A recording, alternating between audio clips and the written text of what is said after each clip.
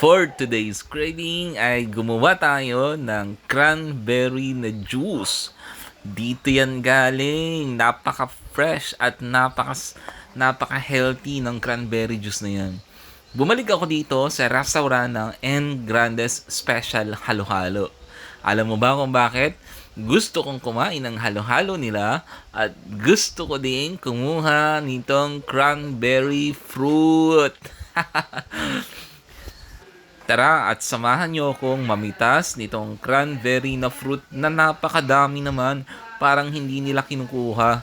Kaya kumuha ko, namitas ako at tagpaalam naman ako dun sa owner ng at crew ng restaurant na ako ay kukuha ng cranberry. Ayan, kumukuha ako ng mga dried na cranberry.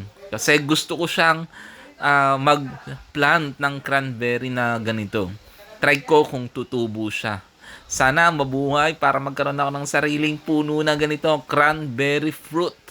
Kasi ito ay napaka-healthy. Ang daming gusto ko yung benefit niya kasi it is good for if you have urinary tract infection o kapag meron kayong UTI. Alam nyo ba na gusto kong bumili ng vitamins na ganito na made of cranberry pero sobrang mahal. Pero natuklasan ko po mayroon pala ditong cranberry na fruit. So try kong mag-plant nito. Sana ay mabuhay siya para lagi akong iinom ng cranberry na juice. Nami-made ko siya ng juice. Kumuha pala ako nito kasi gusto kong gumawa ng cranberry juice. Gusto kong uminom. Kasi sabi ko nga kanina, napaka-healthy niyan. Ayan oh. Tingnan nyo yung kinuha ko. Puno yung isang palad ko ng cranberry na fruit. At eto na nga, ayan. Hinugasan ko na siyang maigi sa clean water at pinatuyo ko na siya para walang tubig na matira o maiwan dito. Kasi i-extract ko dito yung kanyang juice. Ayan, nilagay ko na dito sa squeezer. So, ayan, lagay natin yung cranberry na fruits. Ayan o, ganyan na itsura niya kapag hinug na. Medyo may dark yung pagka-red niya. Ayan.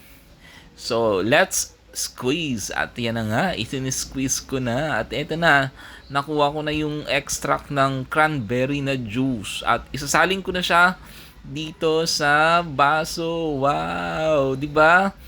Napaka-healthy at fresh na fresh talaga yung gagawin kong cranberry juice ngayon. Ayan.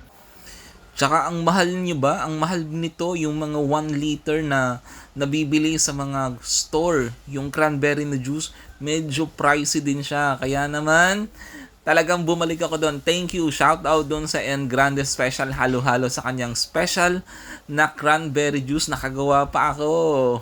So, ito na nga, nilagyan ko na ng ice. Siyempre, nilagyan ko rin ng sugar para medyo matamis. Ayan.